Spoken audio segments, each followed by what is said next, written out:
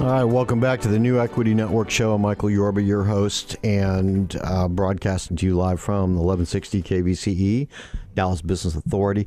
All right, we've got in studio Michael Hanberry. He is the president of BTJ Consulting, another advocate for the consumer, the investor in the oil and gas industry. Michael, welcome back to the show. Thank you, Michael. It's a pleasure to be here. All right, Michael, the reason that I want you on the show is because you have a company, consulting company, where you go out, you look at different projects, you vet them, and your method of revenue stream is very similar to our last guest, Philip Brackison, and you are, as a matter of fact, from my understanding, you also, well, we're going to get into what you looked at lately and the vetting process too, but you're also looking to utilize 2015 technology and funding projects for your investors and your partners, right?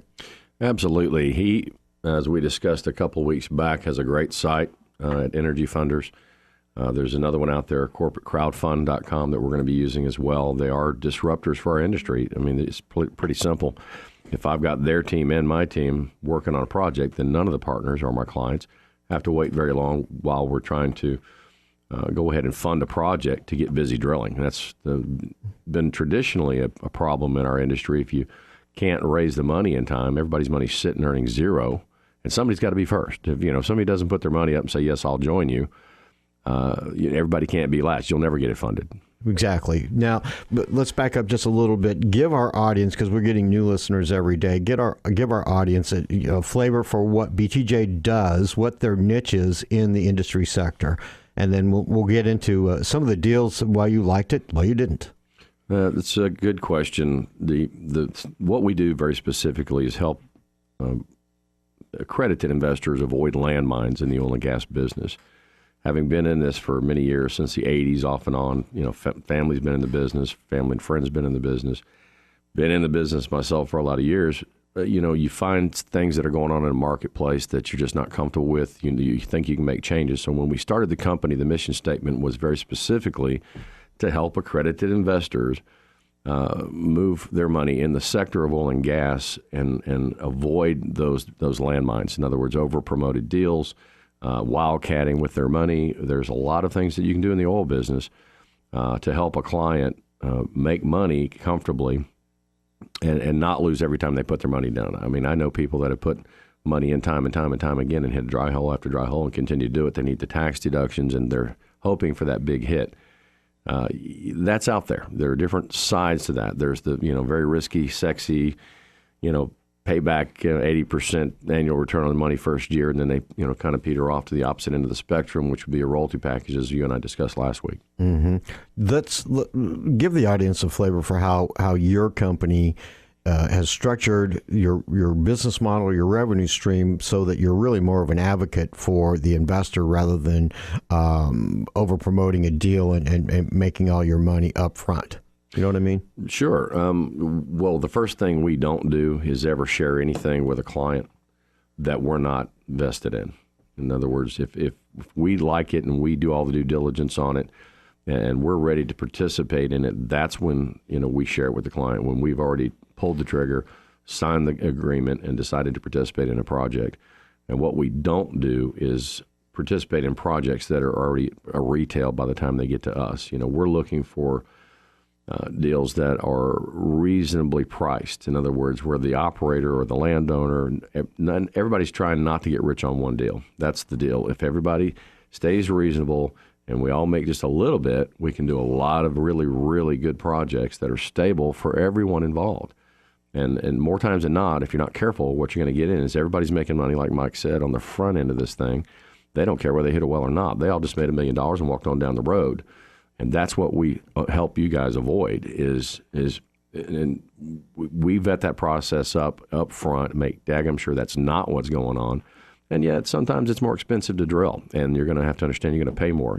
If you're in the shale, 18,000 foot well, you're going to pay $750 a foot to drill it, and that's going to mean the deal costs more money. Or if you already have production with the deal. So, you have to buy it at production cost. And it's still, we're going to get it at a discount rate. We're not going to buy that production at retail, but that makes the deal cost more money.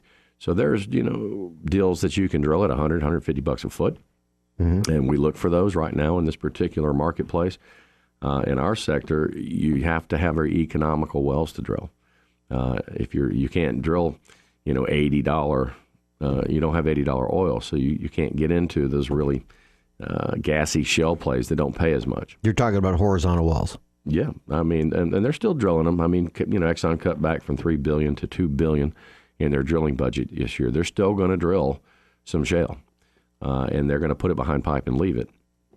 So are you seeing smaller deals on a more consistent basis because of the lower oil prices right now come to the table looking for partners to help them fund and drill and move forward? Or is it the same thing that we saw at $100 barrel?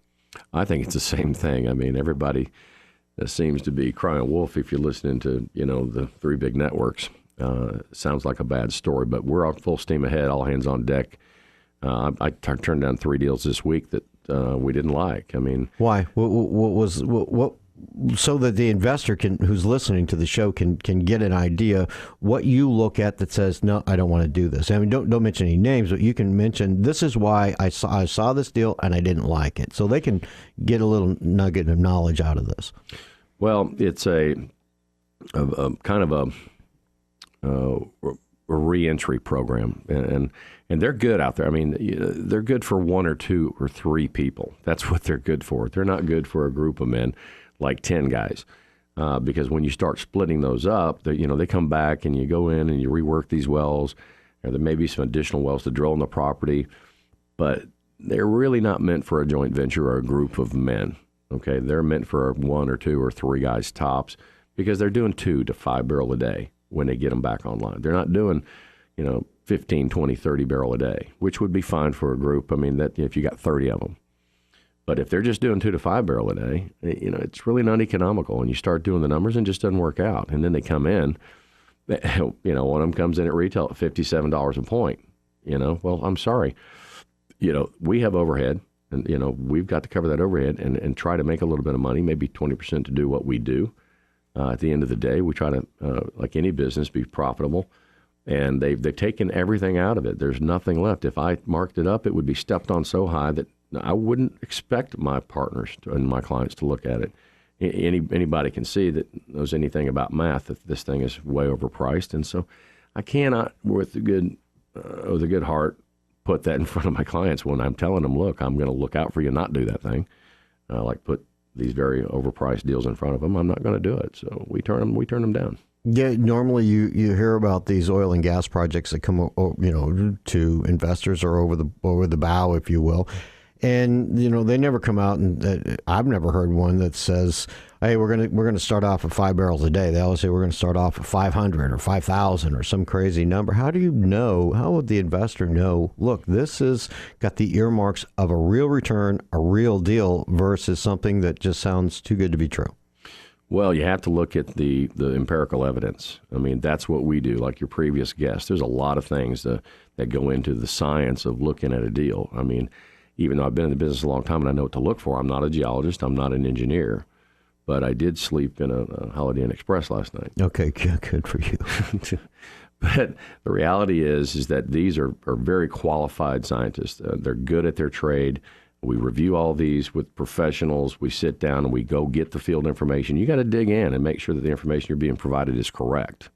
So you got to go back and recheck their information and make sure that like Exxon's right next to me, and they said he's doing 309 barrels a day on an IP. Well, that's just a test. That's IP. Some people don't know what that means. Initial run rate, basically. They do a test, and it's a kind of a it's what they'll put on saying the well could do if they open flowed a well, but they never open flow a well anymore. So you can't look at IP rates. You got to go and actually see what the wells are running at, which means, go to the, county courthouse or get into, the Railroad Commission and look up these companies, look up the API numbers, which is the American Petroleum Institute number on the deal, or the surrounding wells around your deal, and see what they're actually running at.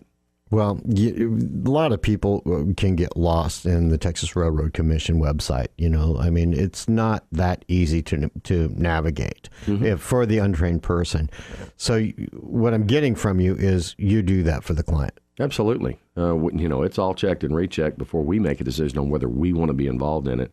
And if it doesn't, if there's one red flag, we'll throw it back in the trash can and move on and find something else. All right, we've got to go to a commercial break here, but I want to get into what are some of the types of deals that you're looking at. We can't get into too many particulars on it, but the things. Now we looked at some of the bad flags. Let's look at some of the good flags on the other side. All right, Michael? Yeah.